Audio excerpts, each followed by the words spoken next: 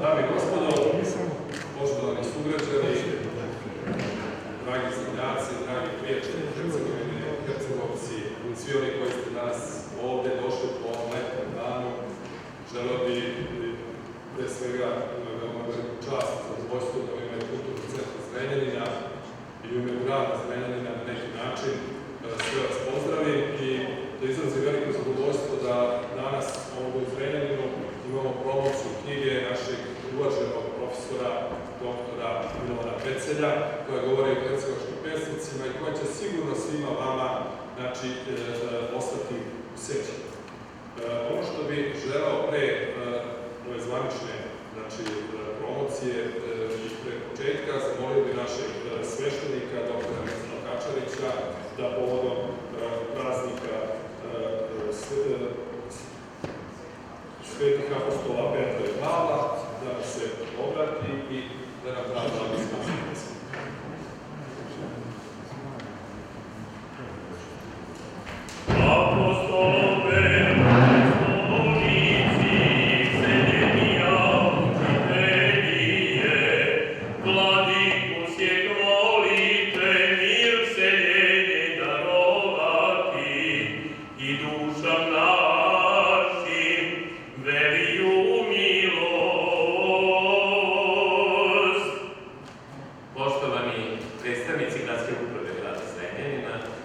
Kulturnog centra Zrenjanin, uvaženi gospodine predsjedniče Udruženja Hercegovaca i prijatelja Hercegovine u Srbiji, uvaženi gospodine profesore Pecelj, profesore akademiče Dediću, dragi poštovani govornici, dragi braći i sestre, u ime Srpske pravoslavne crkvene opštine Zrenjanin i u svoje lično ime izražavam iskreno zadovoljstvo i radost što sam večeras ovde sa vama. Svetim apostolima, prvovrhovnim apostolima, Petru i Pavlu, kojima smo se pomolili ovom lepom molitvom, troparom u njihovu slavnu čast, obraćamo se da budu istinski molitvenici, nebeski zaštitnici svih nas u ovo navečerje njihovog velikog praznika Petrovdana, da njihovim molitvom ovaj divni večerašnji skup, koji će biti nadahnut poezijom Hercegovine, mudrim mislima, razmišljanjima o smislu našeg postojanja, o smislu našeg života ovde na zemlji, o uzvišenim momentima kojima treba da težimo i na kojima treba da radimo izgrađujući sebe. Daj Bože da sveti apostoli Petar i Pavle to sve podstaknu nas na blagoslovljava večerašnji skup i svima vam želim srdačnu dobrodošlicu u naš lepi grad Zrenjanin. Živeli, srećni bili.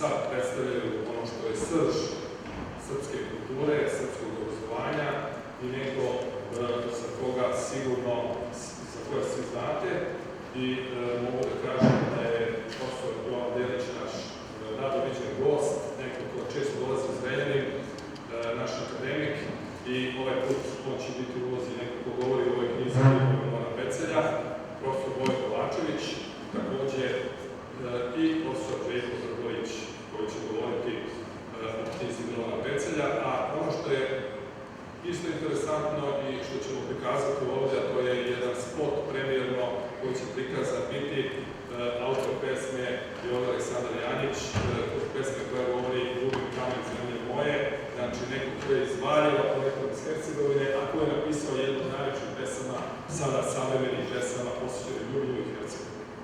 Ja ću sada sa ovim zvaničnim protokolom da nastavim i da pročitam ovo što mi je dato, znači kada je u pitanju sam ovaj događaj promocije. Znači, posle Beograda, Ljubinja, Feniksa, Trebinja, Perta, Valjeva i Novog Sada, knjigova Milovana Rajka Pecelja, Hercegovina zemlja pesnika, večeras će biti predstavljena u organizaciji organizaciji Udruženja Hercegovaca u Zrenjaninu i u ime Kulturnog centra Zrenjanin kao organizator. Knjiga je mozaik uspomena koje kod autora ne vrede jer su ispunjeni mirisima i zvukovima u jednom pametno potrošenom vremenu sa Rajkom Petrovim Nogom i Jovom Kaporom. Sa njima se izgleda autor najviše družio, zatim sa Vojkom Đogom, Radoslavom Vratićem, Đorđem Slabojem i Nikolom Asanovićem. Pored zapažanja u njihovim delima, autor se dotakao zanimljivih dogodovština koji su ispunjavali dane, a često i noći koji je izgleda bilo najviše sa Rajkom i Momom koji su bili u nastavničkom ansamblu Filozofskog fakulteta. Sa njima se autor uverio u beskrajnu moć poezije i proze. Priče o njima su mu važne impresije i života koje su često spontano događale. Baš kako se to dešava sa iskrenim prijateljima, koji su nam stameni oslonac počet stabla koja raste i razvija se, da bi moglo odoleti snažnom uljama. Peceljevi prijatelji su nestvarno kreativni, zanimljivi i poželjni u društvu. U njihovim slabostima autor nije ni pisao jer oni nemaju. Nisu izostali klasici Dučić i Šatić, a autor kapitalne studije u Hercegovini Jerko Dedijer, po njima se prepoznaje Hercegovina. Dame i gospodo, još jednom dobrodošli na promociju knjige Hercegovina zemlja pesnika, autora akademika Milovana Rajka Pecelja. Ovo delo je posvećeno Hercegovini i Hercegovcima koji su za života postali klasici. U knjizi će govoriti istaknuti profesor književnosti, a kao prvog najavio bi profesora doktora Voja Kovačevića. Još nešto što bi bilo možda zanimljivo pre nego što profesoru damo reč, da kažemo da je profesor Kovačević, ugledan profesor filologije, radio je do 2021. godine u zvanju redovnog profesora na Filozofskom fakultetu Univerziteta u Istočnom Sarajevu, da je obavio dužnost prodekana šefa katedre, magistrirao na Filološkom fakultetu Univerziteta u Beogradu 1999. godine sa temom književni rad Joannikija Područina. Doktorirao je na istom fakultetu u Beogradu 2004. na temu politička poezija Jovana Jovanovića Zmaja, a uža naučna oblast je srpska književnost 18. i 19. veka, napisao je preko 50 naučnih radova i 11 knjiga. Radim u Visokoj pedagoškoj školi u Subotici. Mislim da je bila...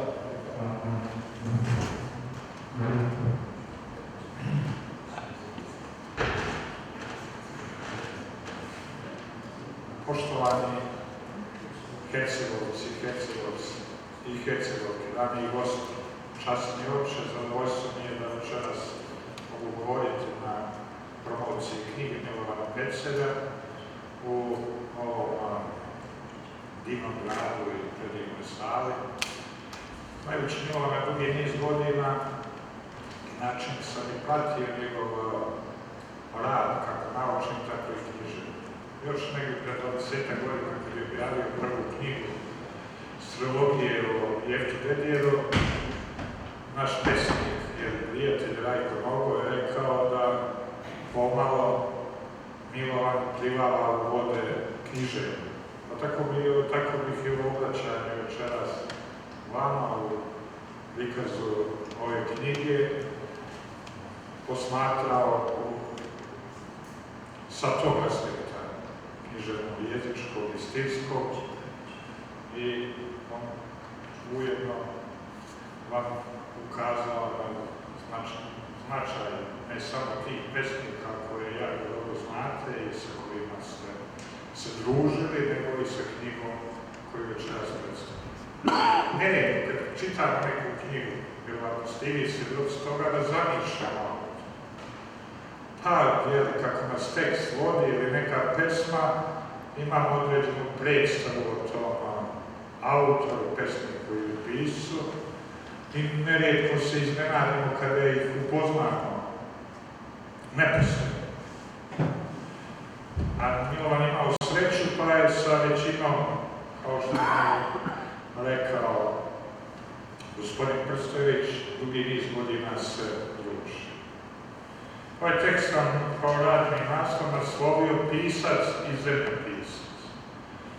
Geografija ili ti zemljopis i književnost ili umjetnost reči odvajkada se međusobno prepliču i dopunjuju. Geografi i pisci, može se reći, inspirišu jedne druge. A čini se da su značajni geografi istodobno i uzorni pisci, kao što su valjani pisci i vrsni zemljopisci. Naučni stil geografa Jovana Cvijića, Jefte Dedijera i nesumnjivo mogli smo pridodati i Milovana Pecelja, imaju i književno obilježje. dok su deskriptivni pasaže zemlje Sime Matavulja i Ive Andrića gotovo podjednako geografski pouzdani i umjetnički uvjereni. Svoje uspomene, znanja i iskustva Milovan Pecelj je znalački pretočio u knjigu Hercegovina zemlja pesnika. Kompozicija ove knjige je u detalje osmišljena. Otvara se dubokim promišljanjima i zapisima najznačajnijih srpskih stvaralaca, počev od episkopa Nikolaja Radimirovića, Jovana Cvijića, Miloša Crnjanskog, Vaska Hope, Rajka Noga, Gojka Đoga i drugih srpskih naučnika i umjetnika. Njihove impresije o Hercegovini i Hercegovincima, kako je nastavljeno prvo poglavlje, sugeriše uspostavljanje živog dijaloga koji se odvija u širokom vremenskom luku, a uključuje stvarne i imaginarne sabesednike. Pred čitaoce iskresavaju raznovrsne slike hercegovačkog tla, kamenih ograda, gomila, uvala i vrtača, tvrde zemlje i poroznog kamena, ponornih voda i veštačkih jezera koji oblikuju lice zemlje. Uporedo sa geografskim specifičnostima, Milovan Pecelj portretiše i njene najuzornije sinove, pesnike i stvaralaca. Decenijama trugujući se njima, jedan je od rijetkih svjedoka njihovih ličnih preokupacija, ali i stvaralačkih neželja. Kao ilustraciju, Pecelj navodi presađivanje korijena kalopera iz Novojih Borija na planinske hajdučke prostore Starine Novaka, u kuću Janka Lazića, u kojoj godinama boravi dok zida zgradu Filozofskog fakulteta na Palama i u vrijeme kada Rajko Nogo oblikuje pesničku zbirku Nedreman oko i piše svoj poetski roman Vječani kaloper, gdje na lirski način sublimira svoju biografiju. Premještanjem korena ovog svijeta sa jednog prostora na drugi, te njihovim kasnim rasvjetavanjem, Pecelj sugeriše neraskidivo jedinstvo duhovnosti, ali i duboke ukorenjenosti Srba na različitim dijelovima svekolikog srpskog šara. Markiranjem takvih detalja tokom višedecenijskog drugovanja sa dragim prijateljima duboko je motivisan. Svjedoči o posebnom daru Milovana Pecelja za književnost i analizu dela, navodeći simbole organskog značenja. Kao u navedenom primjeru, Pecelj sugeriše sakralno jedinstvo estetskog i etičkog čina, a estetske vrijednosti Rajkovog djela sjedinjene su sa njegovim etničkim principima, što Pecelj i posvjedočio. U knjizi Hercegovina zemlja pesnika i na mnogim drugim mjestima srećemo duboko motivisane izraze specifičnih stanja, mišljenja, inspiracije, stalnog pokreta, sučeljavanja i sjedinjenja raznovršenih priča i događaja. Dakle, autor je ne samo oživio prošlo vrijeme, već je znalački pokatkad je provokativno utkao novo vrijeme. U tome svjedoče i dva koloritno oslikana murala u Kalinoviku na zidu škole koji su pohađala dva srpska pjesnika, Nogo i Sladve, čiji portreti podstiču decu toga ubogog kraja da je moguće snagom duha i vjere, obrazovanja, dosljednosti prkosa, uzići se do nivoa narodnog barda, pjesnika i filozofa, rafiniranih osjećanja i refleksivnog mišljenja. Upominje također u svojoj knjizi Pecelj i na bistu Rajka Petrova Noga da u detalj oblikovanu cjelovit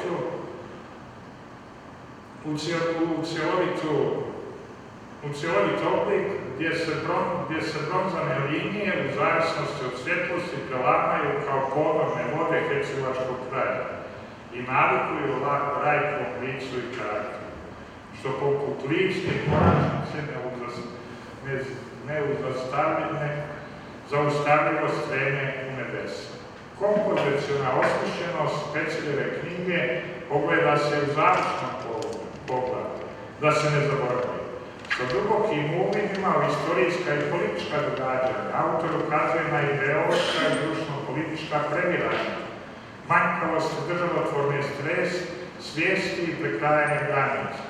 Ovdje su nam poznati zaključci Berlinskog kongresa, sračunati dobrim dijelom da rasipkaju zemlju i tkivo srpskog nacionalnog bića, a manje se savremenom pokolenju poznata komunističko-drugarska ustupanja teritorija u zajedničke i nedjeljive republike i pokrajine, koje avaj i pola vijeka nakon toga postadoše državna utvrđenja krvave i tvrde duse. Manirom pouzdanog naučnika i nadahnutog književnika Milovan Pecelj je uspeo da mozaički isprepletenu knjigu mnogim istorijskim činjenicama i uspomenama na prijatelje i stvaraoce dovede na ravan osmišljene i sugestivne celine, sjedini prošlo i sadašnje, specifično zemlje i karakter ljudi, oblikovan duh i jedinstveno vero. Hvala vam.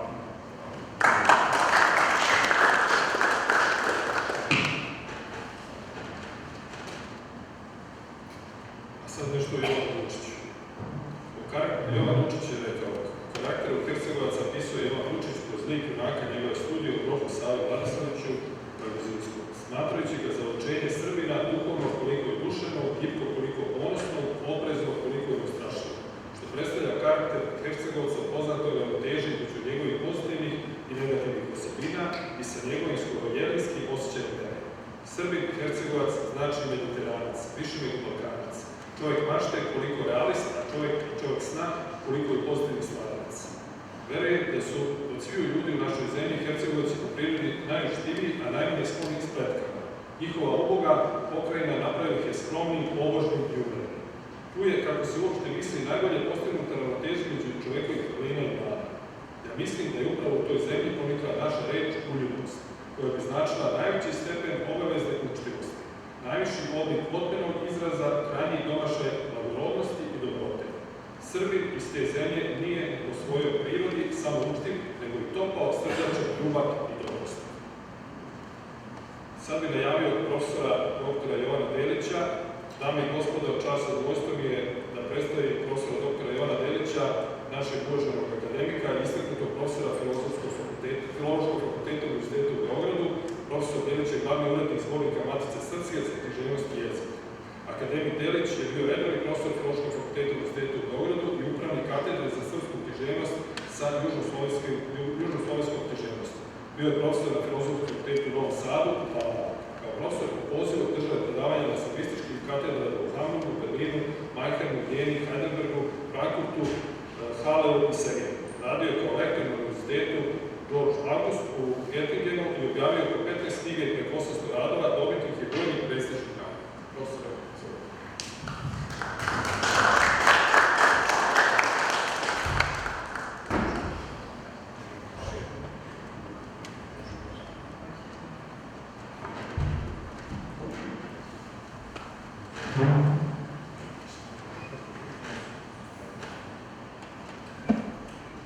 Dobro večer svima i svima želim desetak svetošnji praznik apostolski, časnače Miroslave, braći i sestre, dragi moji prijatelji, gospodine Mandiću i gospodine Vodoriću, njih moram da istaknem jer u svom mjestu, znate, niko nije postao prorok, ali ako neko u svom mjestu ili u svoje mjesto donese velike književne nagrade kako je donio Mandić i ako neko u svom mjestu podigne jednu biblioteku do ranga jednog značajnog izdavača, kao što je kolega Bjelogradić, onda to treba prosto reći u tom mjestu jer se tu manje zna nego drugdje šta ko od nas radi. Po nekom našem dogovoru trebalo je da govori prije mene kolega Brborić, ali kad je tako kako je najavljeno, onda izvinite me što ću govoriti prije njega. Knjiga inostranog člana Akademije nauka i umjetnosti ovo namjerno naglašavam zato što smo u jednom užasnom, apsolutnom svijetu živimo. Biti inostrani član u Republici Srpskoj, neko koji je bio ministar te republike, koji je bio dekan na fakultetu te republike, to je jedan od apsurda. Ali ovo namjerno naglašavam zato da biste vidjeli kakav je naš apsurdni svijet koji živimo. Dakle, knjiga jednostavno člana Akademije nauka i umjetnosti Republike Srpske, gospodina profesora dr.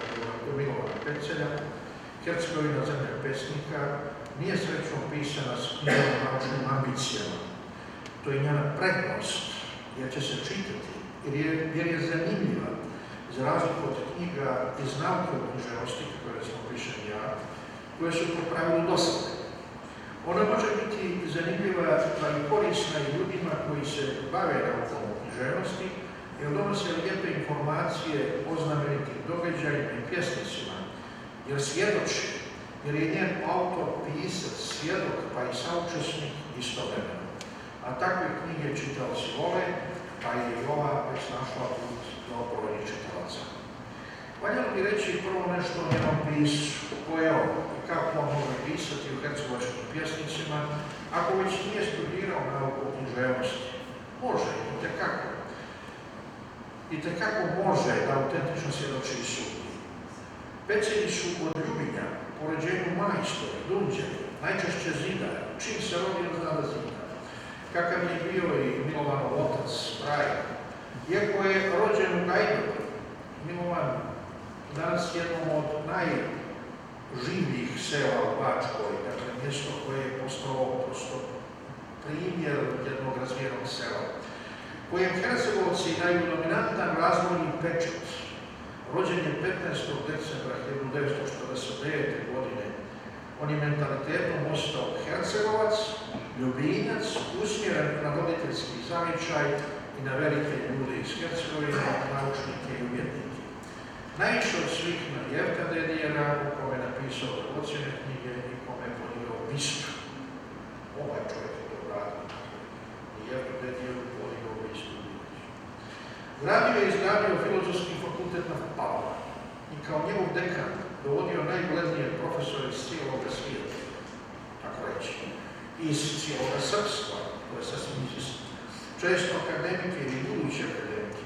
To je valjda jedini fakultet koji je srećom dovodio pisce i pjesnike kao goste i kao nastavnike, predavače na veliku radost studenta.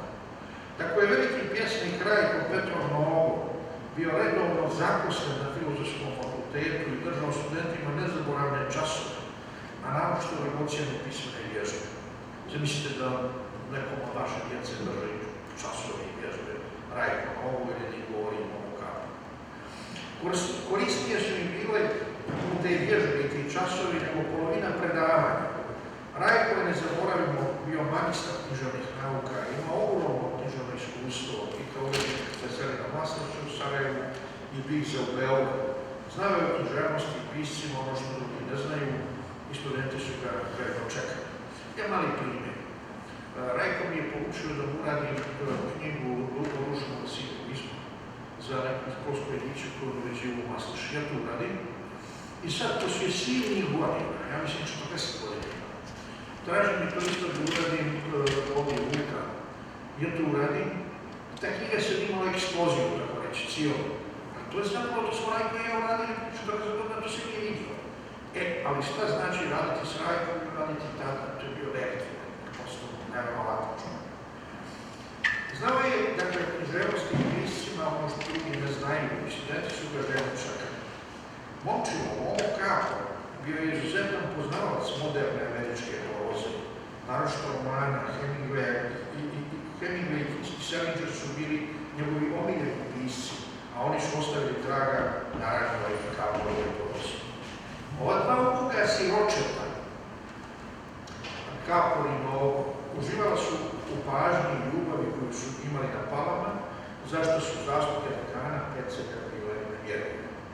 Kasnije je počeo dolaziti i Đorđe Sladovi, a pričalo se o Vojku Đogu i Radoslavu Bratiću. Pecelj je bio višegodišnji aktivni učesnik skupa istoričara Vladimir Ćorović i dobitnik istoimene nagrade. A te susrete braće Ćorovića, Svetozara i Vladimira, književno-naučne, prozne i historiografske, osnovali su Hercegovci, dakle, Radoslav Bratić i Nikola Asanović. Obojica su našla lijepo mjesto u Peceljevoj knjizi. Pecelj ih nije zaboravio ni kao osnivača Nove zore, časopisa koji je nastavio tradicionalne mostarske zore, Dučićeve, Čorovićeve, Šantićeve i Šoline, od 1896. do 2001. godine. Svega 5 godina ona izlazila, a ova Boga nije znatno duže vijeka. Vodeći izuzetno računa o kulturnom životu i kulturnoj obnovi Hercegovine, decen je od Filozofskog fakulteta na Palama stvorio ozbiljno kulturno žarište. Decen je bio ministar u vladi Republike Srpske i imao je sreće da ga nasilno smijeni gospodin Pedi Ježdaun, tada takozvani visoki predstavnik, na čemu ja sam o tome naravno Pecelu izuzetno zavidim. Pecel je zaslužan što su se oko Pala okupljali veliki profesor Slavko Leovac, Radovan Vučković, Novica Petrović, Svetozar Koljević. I njima je posvetio poneku stranicu ove svoje. Pecel nije zaobišao ni jednog tak živog sveca, možda najblagorodniju dušu koju znam, Simona Dobričevskog. Sad mi se otvorila knjiga, tamo gdje je njegova slika, kada Veljko mi kaže, vidiš šta se otvorila. To je neverovatan čovjek bio, to je presvetljiv čovjek bio. On je mu bi trebalo pričati posebno predavanje ovdje, čovjek kome su sve pobili. I kad su mu budili da se ono što aktivira, pa da se sveti, pa tako gluposti, on je to rekao. I otišao da služi Gospodu u Monahitiš. Taj sveti starac je zračio dobrotom i ljubavio. U uvodnom dijelu knjige nalazi se pregovor autora iz kojega se vidi kada je, kako je knjiga nastala i otkud joj nastav. Presudna izgleda bila rečenica Rajka Moga. Hercegovina je zemlja pjesnika, nekad Jovana Dučića i Aleksa Šantića, a potkraj 20. vijeka Rajka Moga, Gojka Đoga i Đoza Slavora. Naravno, i proznih pisaca koji su je opjevali, nekada Svetozara Čorovića, a u moje vrijeme Moma Kapora i Radoslava Bratića. Svoj pregovor Pecel završava zalaganjem za oživljavanje starih gradova i napuštenih i zapuštenih predjela poput recimo Cernice, koja je imala ogroman istorijski značaj, i rečenicom Miloša Crnjanskog, Hercegovina je izgleda srce naše zemlje. Slijedi potom pjesma Jovana Dučića Hercegovina, pa 3 rečenice svetog vladike Nikolaja ispod slike Dučićevog spomenika o Jovanu Dučiću, o 3 otadžbine Jovana Dučića, a to su Hercegovina, Srbija i svijet. 3 otadžbine ima Jovan Dučić. Kao pesnik celi svet mu je bio otadžbina, kao rodoljubu Srbija, kao čovjek Hercegovina. Hercegovina je rodila, Srbija duhom zadvojila, a svet ga očarao mladosti i razočarao starosti. Potom se da je značenje termina Hercegovina i ono kratki pregled njenog statusa kroz vrijeme. Prvi dio knjižne impresije znamenitih naučnika, pisaca i duhovnika. Geograf Pecel počinje i završava poglavlje geografima Jovanom Cvijićem i Jerkom Dedijevom. I sam porijekom stao Hercegovac, Domitorac i Stepaca, starino. Jovan Cvijić ističe sliku ljutog, boginjavog krša u Hercegovini, a Hercegovac se vidi kao izrazite primjere dinarske rase koje karakteriše žudnja za slobodom, širina i dubina narodne svijesti, junaštvo bez razmetanja i predanost svome poslu. Cvijić je pomagao Jerka Dedijera da se školuje i izabrao ga za prvoga docenta geografije i svoga saradnika u Beogradu. Dedijer ističe nadmoć razuma nad osjećanjima kod Hercegovaca, umjerenost, otmenost i ponos Hercegovce i cijenih Hercegovci cijene razgovori, dobre guslare i pjevača. Upečatljivo slika mjesečan pejzaž Hercegovine i strašne snage vjetrova u Lebeća. Za Dučića je Hercegovac više mediteranac nego Balkanac, to smo čuli, koga naročito odlikuje učtivost, dar Boži da se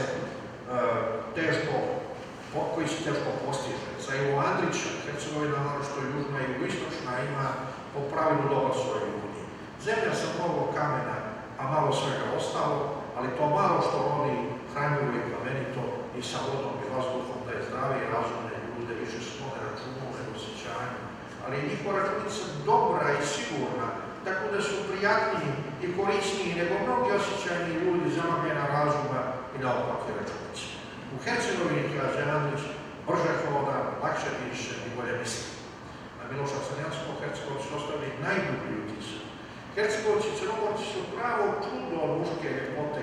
To je tjelesna ljepota kakvoj nema rame, Rajko Nogo je cijelu Hercegovinu doživljavao i opjevao kao crkvu, što je god tu ujeme bačeno, u džombe strovanjama ili po Božjem ljudskom zakonu groblje zakopano u povrti svoje crkve počinjeno. Vasko Popa je za Hercegovinu rekao da je Toskana našeg jezika. Biti Hercegovac, to je kao plemička titula, veli Gojko Đovo. A Hercegovina je obraz najskuplje, u Hercegovcu je obraz najskuplje imanja. Hercegovina je bašta Svetoga Save, u kojoj je sve tvrdo, tvrd kamen, tvrda zemlja, tvrda voda, ali je duhovni stožer najtvrđi. Tamo je samo je u Hercegovaca golubije srce, zove se samo slučajno taj manastir tvrd. Momo Karlo hvali knjigu Hercegovina jedna medijera i zove Hercegovačkom Biblijom, pomoću koje se nijedan Hercegovac neće izgubiti u labirintima svijeta. Prezimena hercegovačkih porodica u toj knjizi su svoje vrstna molitva zavičaja. Za Radoslava Bratića nema čudnije zemlje od Hercegovine. U nemoguće postoje moguća stvarnost da nestane. Najzad sveti vladika Nikolaj Velimirović kaže da su u zemlji Hercegovačka Nemanjića, dakle, to je vodstvo njegovo, veliki karakteri bili izuzetak ne pravi. Ni siromašnije zemlje, ni veće bogatstva u karakterima, ni manje zemlje, ni većeg broja pravih ljudi. Drugi dio knjige su zapisi o prijateljima, Rajku Petrovu Nogu, Đorđu Sladovu, Momu Kaporu, Gojku Đovu, Radoslavu Bratiću i Nikole Salaviću. Taj dio knjige je barem za mene najprivlačniji, najdragocijeniji. To su svjedočanstva o značajnim i velikim ljudima koji su proslavili Hercegovinu u jednom vremenu u kojem su ti ljudi stvarali i obnavljali kulturu i književni život Hercegovine, pa i cjelokupnog srpstva. Ispričani su autentični događaji, dirljivi susreti, ono što drugdje ne možete naći i pročitati i što je veoma važno za te ljude i sa Hercegovine, srpsku književnost i kulturu cijelini. Zato je ova knjiga vrlo dragocjena. Kada ne odiđe u Rajka Noga, poezija je za mene način života. Ako pišem živim, ako ne pišem umirem, Pecelj utvrđuje veliku istinu o pjesniku, koja se potvrdili njegovom smrću, pjesnikovim riječima. Istinu o kojoj sam se lično uvjerio pišeći o njegovoj posljednjoj knjizi sa posljednjom voljom dojčima. Znao sam da je to kraj, jer je napisao što ima. Rajko se pjesmom otimao od smrti u bolnicu. Ustao je na svoju slavu iz nepokretnih, na Lazarevu subotu, potvrdivši svoju poeziju, svoju vjeru i svoju krsnu slavu.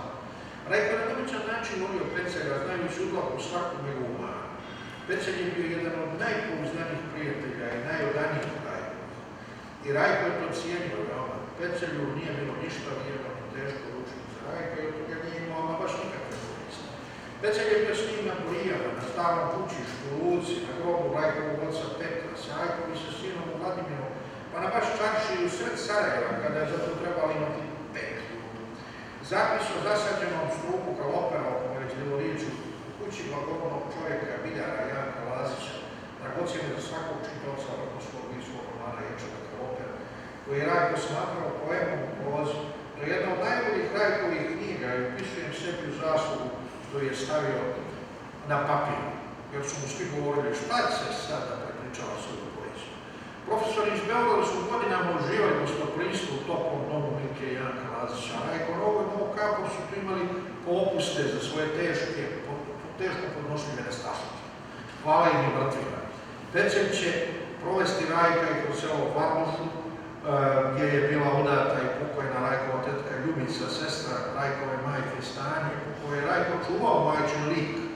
Dovešće ga u Mrkonić, u rodnu kuću pod košćelu svetog Vasilja Otroškog, gdje svetac neće dopustiti da svemoćni Peceljev fotoaparat išta zabilježi. Štete. Likovni prilozi u ovoj knjizi su predragocjene, fotografije, briljantni crteži Mola Kapora, geografske karte, ali ima neko ko ne dopušta gorljivost, inače sve izlice pravih nacista Rajka Milovana i ko fotoaparatu oslijepi, to je bio svetac. Pecelj pažljivo čitava knjige i tekstove o svojim prijateljima, pa će citirati rečenicu Đorđa Sladoja iz knjige Najljepše pesme Rajka Petrova Noga. Rajko Petrov Nogo je ušao u srpsku poeziju na divljem jelevu, tvrdeći što svijet nije sazdan po njegovoj mjeri. Sada, kada ni Brinke Radovanović, koja je radila njegovu ubistvu, nema više među živima, na značaju dobija opis posjete Drinkinom ateljevu i Rajkove bistu njemu. Bio sam nazočan. Nema više ni Dobrice Ćosića, Steva Ličkovića, Nova Kapora, Branica Učevića, Šike Veljeničića, Miroslava Tokolja, Minovice Petkovića, od onih dragih ljudi Rajko i gostiju sa kojima smo se okupljali na Rajkova krstnoj slavi Lazarevu suboti, u Rajkovom jedinjenom stanu, ali ih ima u Peceljevoj knjizi. Rajko je s Peceljom pravio izlet i do Srpske Crnje, do kuće Đure Jakšića, do Pere Zubca u Osavskoj kafani Šekske, do Kalinovika gdje je fotoaparat zabilježio novu portret Đorđa Sladoja na osnovnoj školi.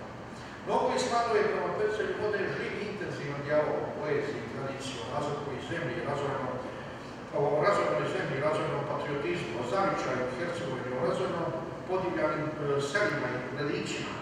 A sa Peceljem je Sladoje razgovarao o svojoj pjesmi Gajdobra i Peceljovom rodnom mjestu.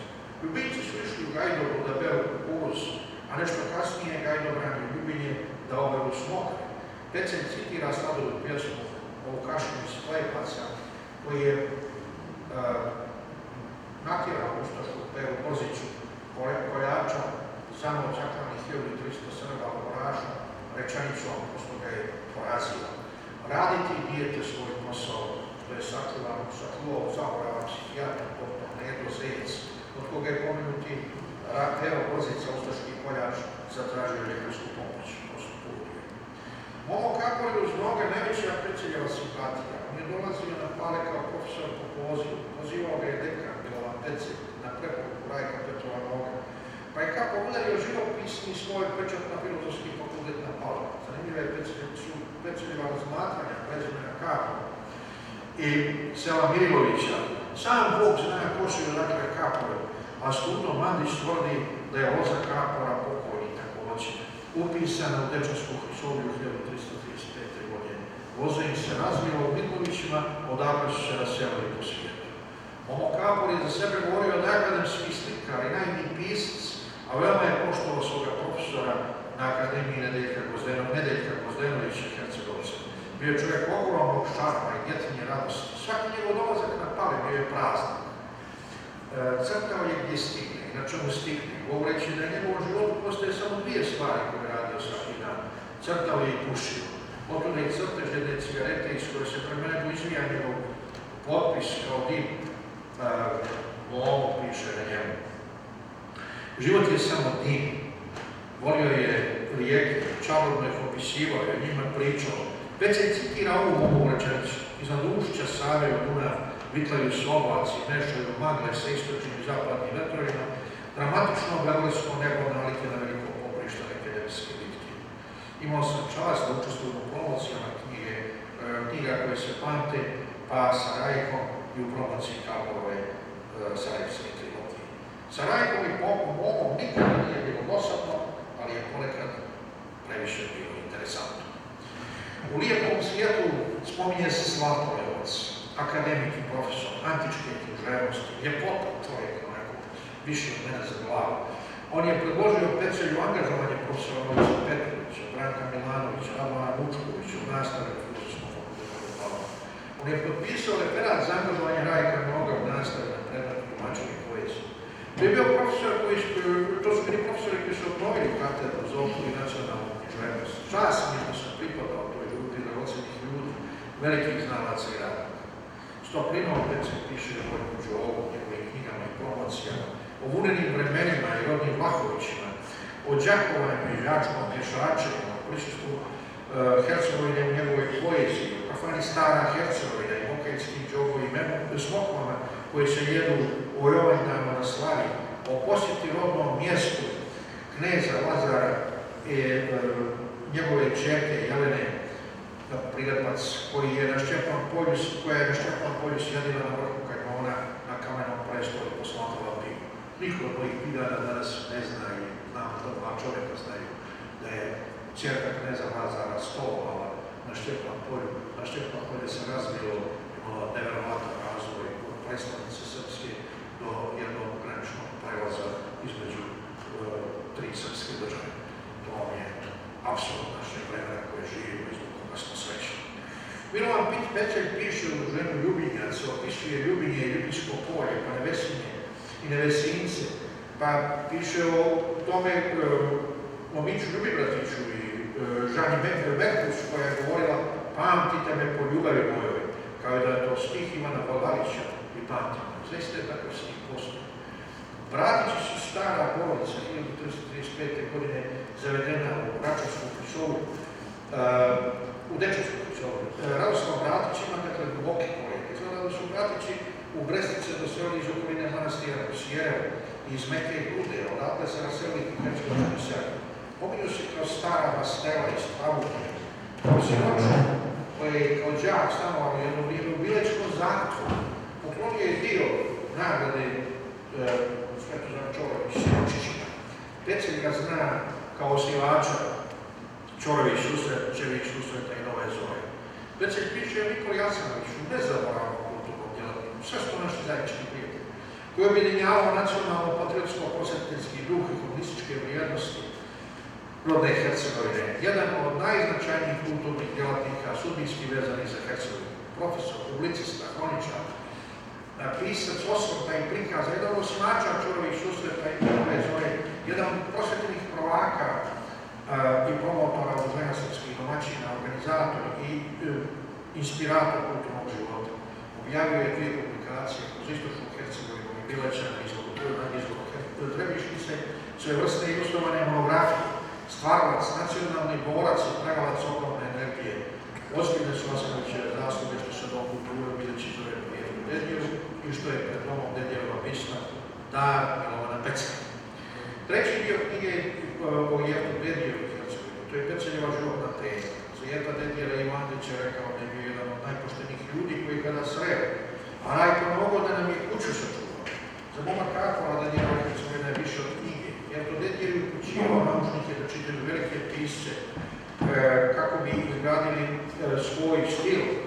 Izrastao ispod krila Jovana Cvijića, uzornog stiliste i velikog naučnika. Dedjev je postao jedan od stubova svjetski poznate Cvijićeve srpske geografske ili antropogeografske škole, antropogeograf koji je prvi upisao cijelu jednu zemlju Hercegovine. Čitavac će naći podatke i priču o odnosu Jefta Dedjeva sa Mustafom Golubićem, Mujketom, sa Apisom. Mujke je bio veliki srpnik, to znate. Sa Apisom i Crnom rukom. Za mene je bilo iznenađenje da je vojni ljekar Radovoj Simonović koji je proveo u Somboru 57 godina, bio prijatelj i lekar Laze Kostića, bio vezan za planine Švrstnica, da se tako zove i Prem, i drugovao se Jeftom Dedjevom da je slikar Lazar Drljača na Premu našao svoje utočište. Četvrti dio knjige nosi naslov da se ne zaboravi, kazuje o Sutovini, Primorskom dijelu Hercegovine, pokojnom Crnoj Gori, od Cernice za postavljenoj demografskoj prorijeđenoj oblasti, nekad veoma važnoj kravanskoj saobraćajnici, ka Drinčkom putu od Dubrovnika ili ka Dubrovniku, tu je grad Ključ, nekad prestolno mjesto Kosača. U ovom poglavlju Pecelj daje kratke osvrte na pjesnike Aleksu Šantića, Jovana Lučića i na Ivu Andrića. Aleksa Šantić je fascinirao Miloša Crnjanskog. Šantić je bio visok kao bol, lep kao neki stari plemić, piše Crnjanskog. Jovan Lučić je uvjerljivo pisao kada je pisao da se Mostar ne može odvojiti od srpske tradicije. U njemu će se pisati, za njega će se ginuti u budućnosti, piše Lučić. Mostar će ostati zanavek grad jedne od najboljih srpskih generacija 19. veka. Najznačajniji ljudi te generacije Lučić ovako vidi. Aleksa Šantić, pesnik. Bilo je to nekad nenadmašna lepota, karaktera i dostojanstva. Atanasije Šorov, bivši pariški student, nosio je gospodstvo i prefinost kako milosnije nisam video